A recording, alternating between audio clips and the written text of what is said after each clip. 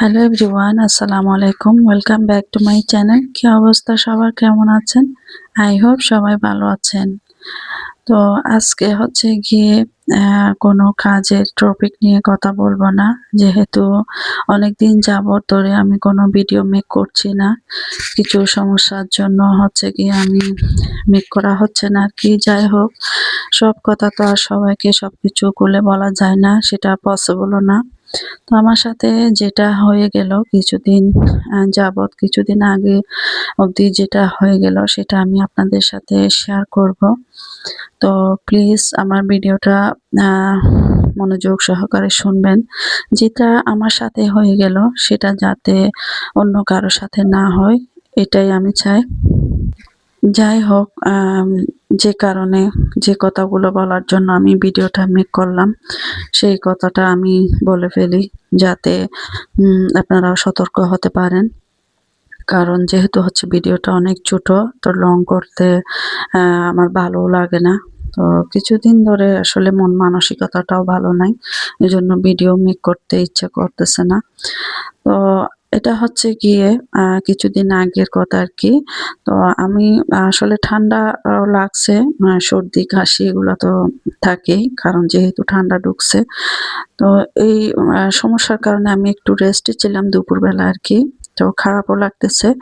তো দুপুরে যখন রেস্টে একটু শুয়েছিলাম তখন এর কিছুক্ষণ পর আরকি আসরের আজান দিবে। তো আমি চিন্তা করলাম আজান দেওয়ার পরে উঠে নামাজ কালাম পড়ে নিব। তো এর মধ্য দিয়ে হচ্ছে আমার হাসব্যান্ডের কল আসে। উনি যেহেতু বাইরে থাকে। তো আ কল যখন আসে অডিও কল, তো আমি চিন্তা করলাম হয়তো উনি বিজি, ওর জন্য অডিও কল দিছে আরকি। সবসময় তো ভিডিও কলেই কথা হয়। তো আমি রিসিভ করলাম। রিসিভ করার পর আমি বললাম যে হ্যালো বলার সাথে, সাথে ওদিক থেকে কেটে দেয়। তো আমি চিন্তা করলাম হয়তো বা নেটওয়ার্কের প্রবলেম, তো ওইজন্য এরকম হচ্ছে। তো এর একটু পরে আমি আবার মোবাইলটা রেখে দিলাম। আবার আসলো কল। আমি আবার রিসিভ করে হ্যালো বললাম। কেটে গেল। কোনো সাড়া শব্দ নাই। এইদিকে এরকম হতে, হতে আমি চিন্তা করলাম যেহেতু বিজি তাকে ডিস্টার্ব করার দরকার নাই। একটু আগেই তো কথা হলো। তো আমি রেখে দিলাম। মোবাইলটা রেখে দিয়ে উঠবো আরকি। এই অবস্থায় একটা মেসেজ আসলো আমার মোবাইলে। তো আমার মোবাইলে মেসেজটা আসলো হচ্ছে গিয়ে এরকম। ওইদিক থেকে বলতেছে আরকি, আমার হাসব্যান্ডের অডিও কলের থেকে আসলো। তো বলতেছে কি আমি অনেক বিপদে পড়ছি। তো এটা দেখার সাথে, সাথে আমি লাফ দিয়ে উঠে গেলাম। তো কি বিপদে পড়ছে। তো একটু এটা বলার পর এরপরে আবার আসতেছে কি বলতেছে আমাকে পুলিশে ধরছে। আমি পুলিশের সামনে কথা বলতে পারতেছি না। আ আমি অনেক বিপদে আছি। তো এটার সাথে, সাথে বা আমি উঠেই আমার ছেলে ছিল সামনে, ওকেও দেখালাম বা কি সমস্যা হয়ে গেল। এখন একটু, একটু ভয়েসও দিচ্ছে। ওইটা মূলত হচ্ছে গিয়ে আমার হাসব্যান্ডের বিদেশে আরকি, ওখানে ওনার ইমো হ্যাক করছে। আমার সাথে যখন কথা হয় ওই ভয়েসগুলা সবকিছু সাজায় গুজায় মানে হ্যাক করে আমার কাছে পাঠাচ্ছে আরকি। খারাপ মানুষ আরকি এগুলা। তো এরকম পরিস্থিতি তো আমি কখনো পড়ি নাই। সেজন্য বুঝতেও পারতেছি না। তো আমি যেহেতু ওইটা বলার পর উনি বলল যে ওখান থেকে বলতেছে একটু, একটু ভয়েস দিয়ে বলে, মানে পুরাই আমার হাসব্যান্ডের গলা আরকি উনার ভয়েস ইয়া করে নিয়ে নিছে। তো বলতেছে যে এখন পুলিশ সামনে আছে, আমি কোনো কথা বলতে পারতেছি না। তো তুমি একটা কাজ করো, আমি একটা নাম্বার দিচ্ছি। ওই নাম্বারে অমুক নামে একটা নাম বলছে, অমুক নামে এই মানুষটার সাথে যোগাযোগ করো এবং হচ্ছে গিয়ে ৳৫১,০০০ উনাকে দিয়ে দাও। মানে কি বিকাশ করে দিয়ে দাও, যাতে এদিকে আমাকে পুলিশে ছেড়ে দেয়। একটু দেরি হলেও আমাকে ছাড়বে না। বিদায় ২-৩ বছরের জেল হতে পারে বা অনেক ফাইন দিয়ে দিবে আরো। যদি দেরি হয় আরকি। দিতে দেরি হয়, তুমি তাড়াহুড়া করে টাকাটা বিকাশ করে আমি একটা নাম্বার দিচ্ছি, ওই নাম্বারে দিয়ে দাও। তো আমিও বললাম হয়তোবা উনি যেহেতু ড্রাইভিং করে ওখানে, তো ওখানে কিছু একটা সমস্যা হইছে, ও কারণে হয়তো এটা হইছে। তো যেহেতু এজেন্সি বলছে বা অমুক নাম বা ওখানে টাকা দিয়ে দাও, তারপর ওদিকে কাগজপত্র রেডি হলে আমাকে এদিকে ছেড়ে দিবে।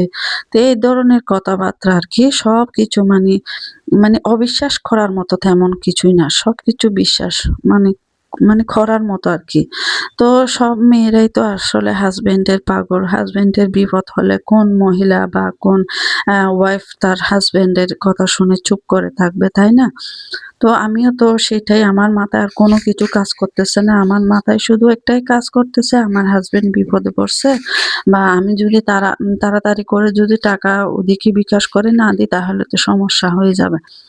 তো এইটাই তো আমি টাকা ৳৫১,০০০ দিয়ে দিলাম। যেহেতু বাসায় ছিল। দিয়ে দেওয়ার পর এর পরপর একটু পরে আবার কল আসলো কি, "আপনি একটু দেরি করে ফেলছেন" বা আবার ৳৪০,০০০ ফাইন দিয়ে দিছে। ৳৪০,০০০ আরেকটা নাম্বার দিচ্ছি, ওই নাম্বার আপনি ভরে দেন বা টাকাটা দিয়ে দেন বিকাশ করে।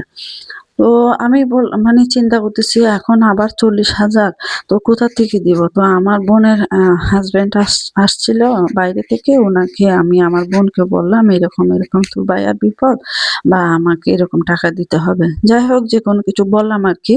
তো ওদেরকে অনেক তাড়াহুড়া করতেছি টাকা দেওয়ার জন্য। তো আমার বোনের জামাইটা হচ্ছে বাইরে যেহেতু থাকে, উনি বললেন যে মানে বিদেশের মানে বাইরের সমস্যা এখন মানে বাংলাদেশে থেকে কেন ভাইয়া টাকা দিতে বলবে? ওইটা উনার মানে একটু লাগছে, সন্দেহজনক লাগছে। ওইজন্য উনি যাচাই করে ডিরেক্টলি হচ্ছে গিয়ে আমার হাসব্যান্ডের সাথে WhatsApp এ কল দিয়ে অ্যা মানে জিজ্ঞেস করে, আপনার কি সমস্যা?" বা এরকম আপু বলতেছে। তো বলছে, "আমি তো ভালো আছি, কোনো তো সমস্যা নাই।" এখন উনি ধরতে পারছে বা এখানে কোনো একটা গোলমাল হচ্ছে। তো এদিকে আমাকে বলছে। তো সবকিছু আরকি জানাজানি হয়ে গেল। ওই লোকগুলাও বুঝতে পারল যে মানে ধরে ফেলছে আরকি। তো অলরেডি তো আমি ৳৫১,০০০ দিয়ে দিছি। তো এদিকে যেহেতু আল্লাহ এটা একটা হইছে আরকি আমার বোনের জামাইকে বা এটা উনি বুঝতে পারছে বিদায় ওই ৳৪০,০০০ আর দেয়া হয় নাই। তো সবাই আরকি জানাজানি হলো বা কি করে ফেললাম। তো এটা আরকি। তো আমি এটাই বললাম যে আমার সাথে যেটা হয়ে গেল আসলে অনেকদিন যাবৎ আমি সংসার করতেছি। কখনো এভাবে আমার সাথে কোনো এরকম কোনো ঘটনা বা ঘটে নাই। কিন্তু হঠাৎ করে যে এরকম একটা ঘটনা ঘটে যাবে মানে আমি কল্পনাও করি নাই। কখনো এরকম পরিস্থিতির শিকার হয় নাই।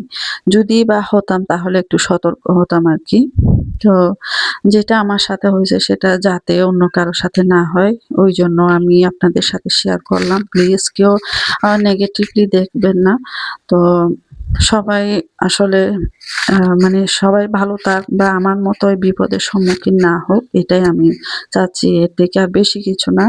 যাতে আমার মতো আর কেউ এরকম ধোঁকা না খায় আরকি, ধোঁকায় না পড়ে। আজ এ পর্যন্তই ভিডিওটা শেষ করলাম। সবাই সুস্থ থাকবেন, ভালো থাকবেন। আ সবার সবার জন্য দোয়া করবেন। আল্লাহ হাফেজ। Take care.